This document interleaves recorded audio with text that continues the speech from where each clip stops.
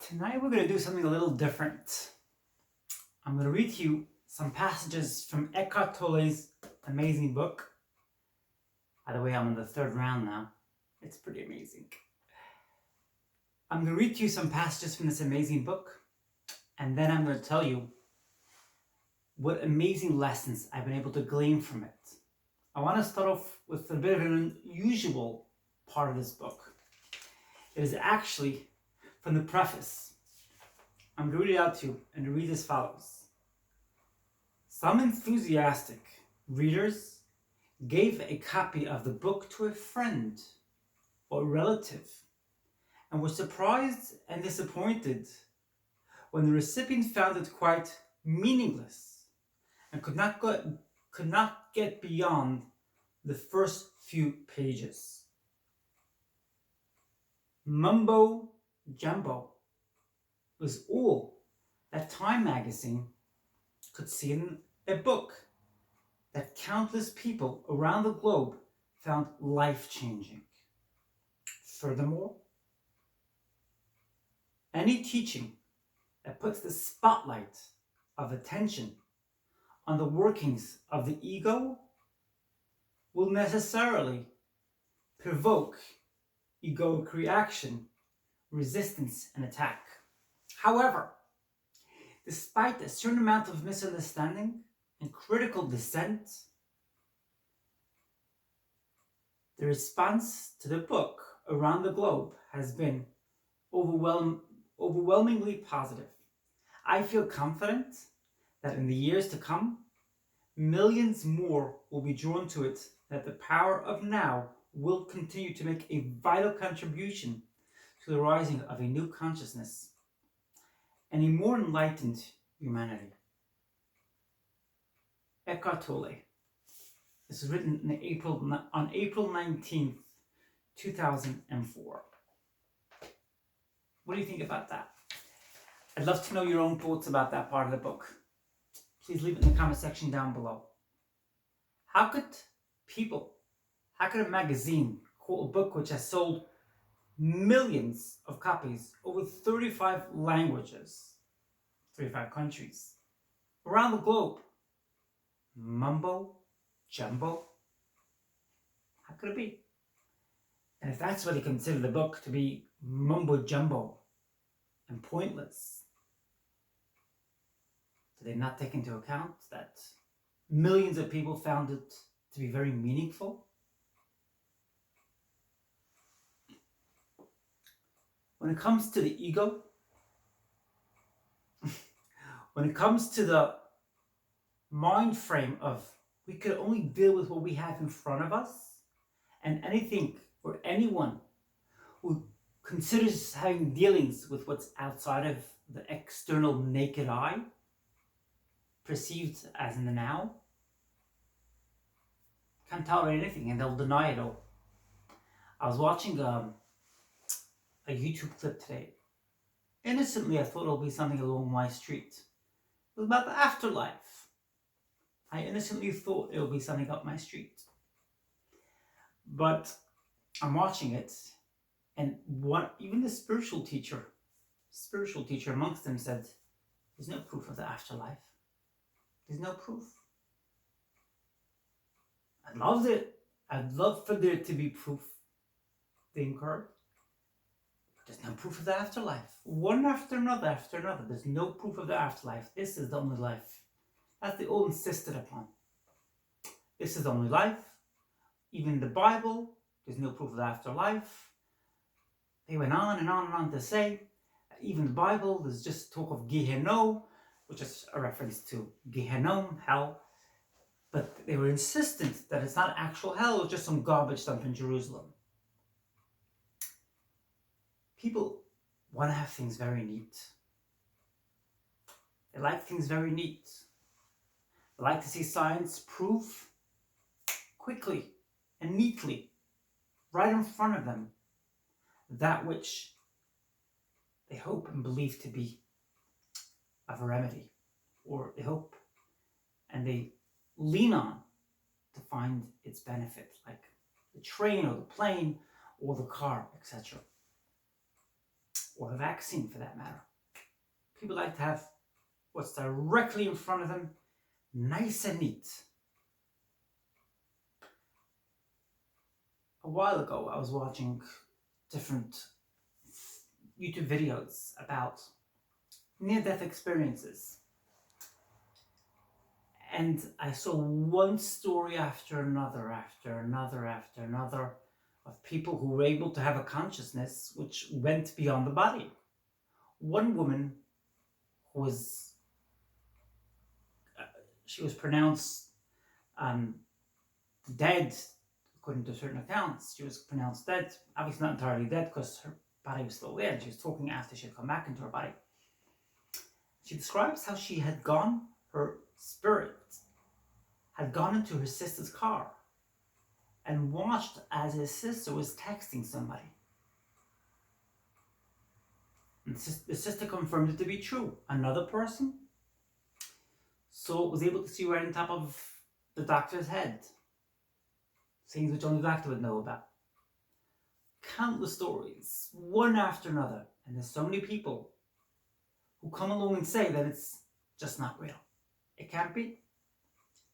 It doesn't fit tightly and neatly and in an organized fashion into the stereotypical book of life. I'd love to know your thoughts about it.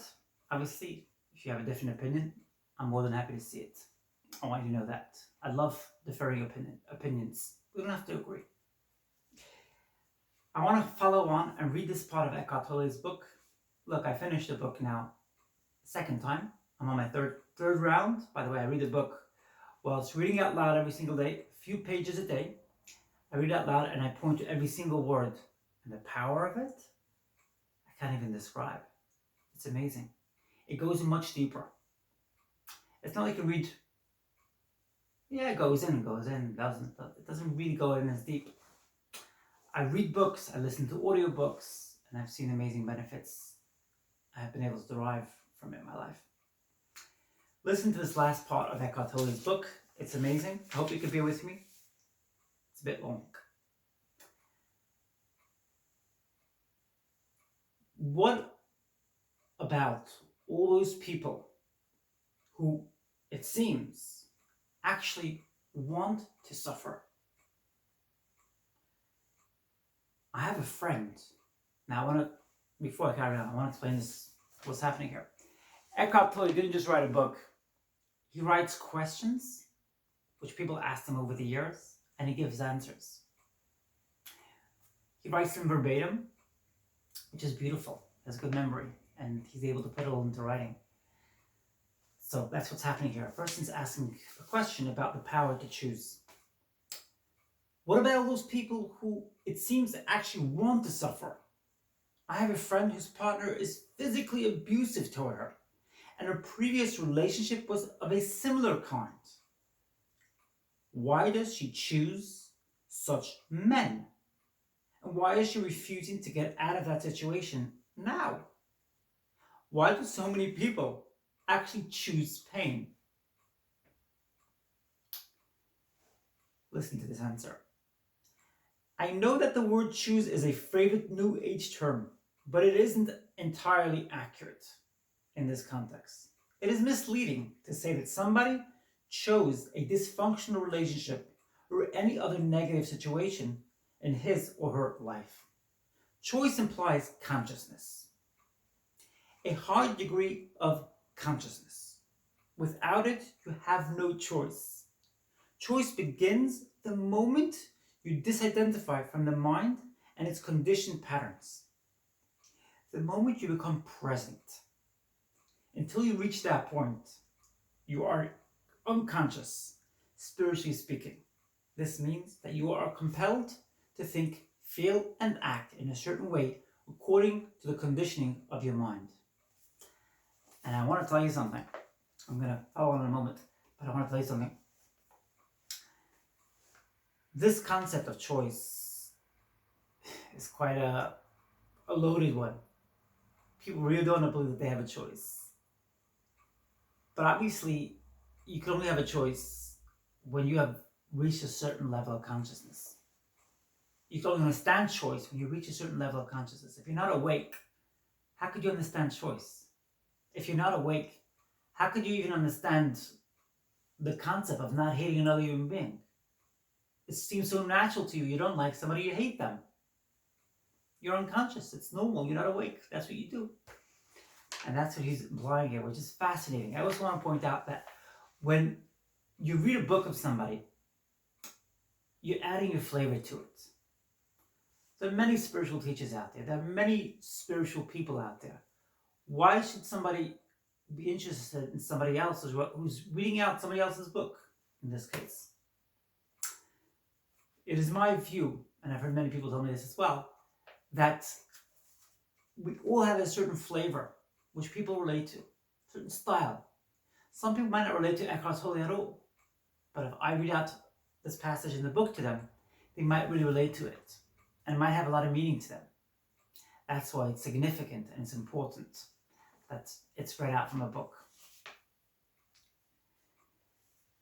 And it's not just read out from a book, and I'm giving my own meaning to it and my own interpretation, for that matter, etc. Your friend is stuck in a relationship with an abusive partner, and not for the first time. Why? No choice. The mind, conditioned as it is by the past, always seeks to recreate what it knows and is familiar with, even if it is painful. At least it is familiar.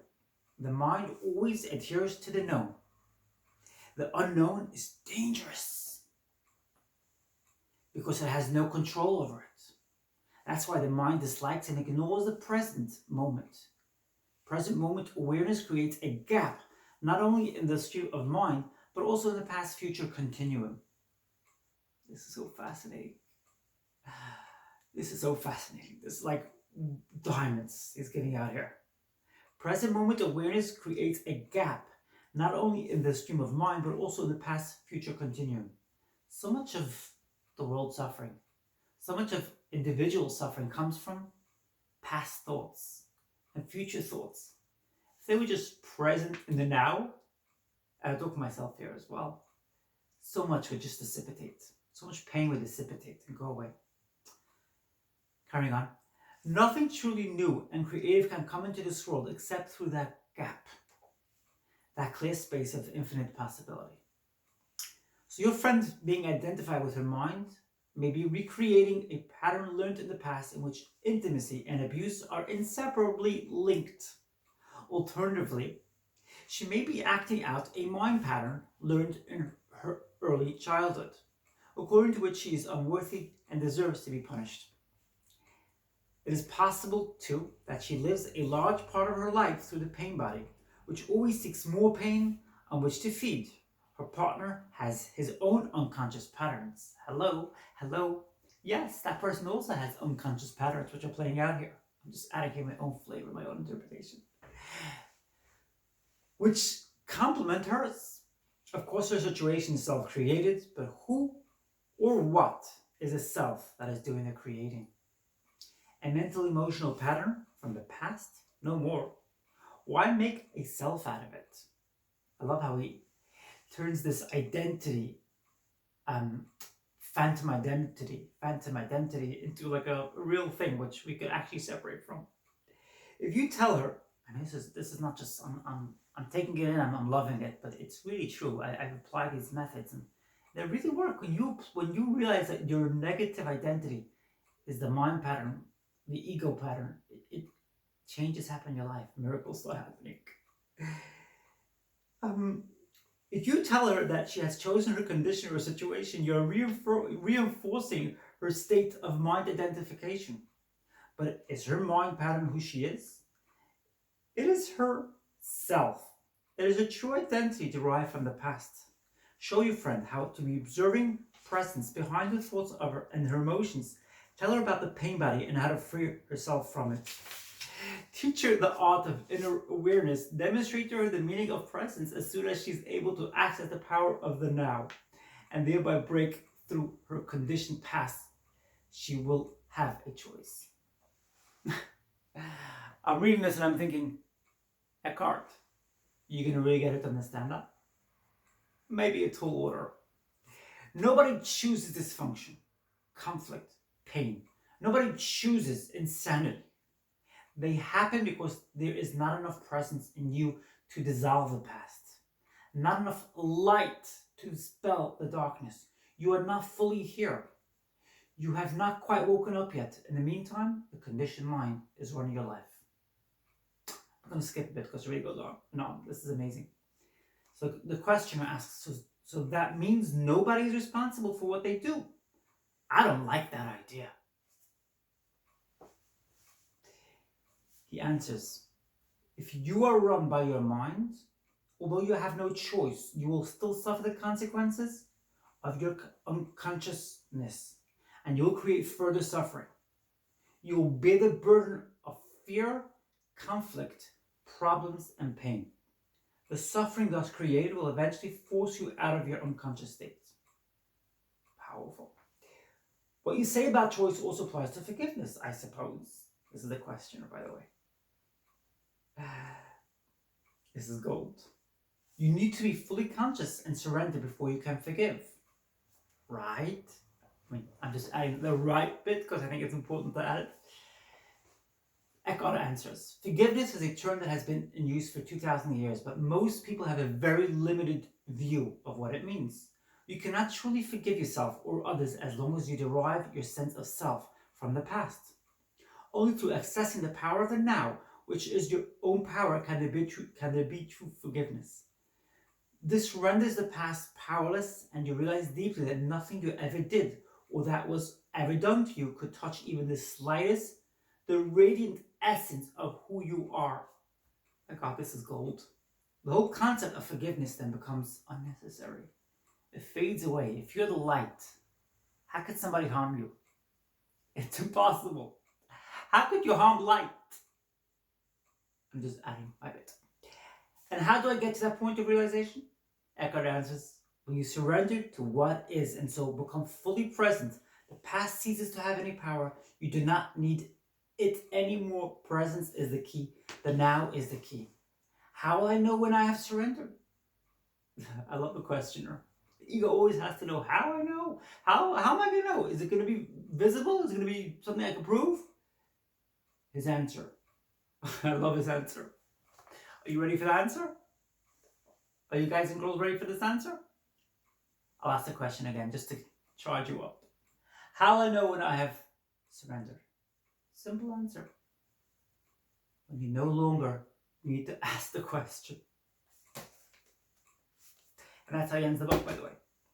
When you no longer need to ask the question, it means you surrendered. Powerful stuff. Powerful insights. It's been a long video. Sorry it took so long, but there are amazing nuggets, golden nuggets in this amazing, amazing gift. Thanks so much for listening. I look forward to your amazing feedback. And if you disagree, no problem. Nobody has to agree with me. I look forward to your amazing feedback, to your great comments, to your great insights. I've learned so much from the feedback and the insights and the comments from you amazing subscribers and viewers. Thank you. I'm humbled. I'm grateful. Press the like button, share away, drop a comment, and subscribe if you haven't already. I look forward to your amazing, amazing feedback and amazing, amazing comments. I love you all. Have a great day and a great weekend. I love you.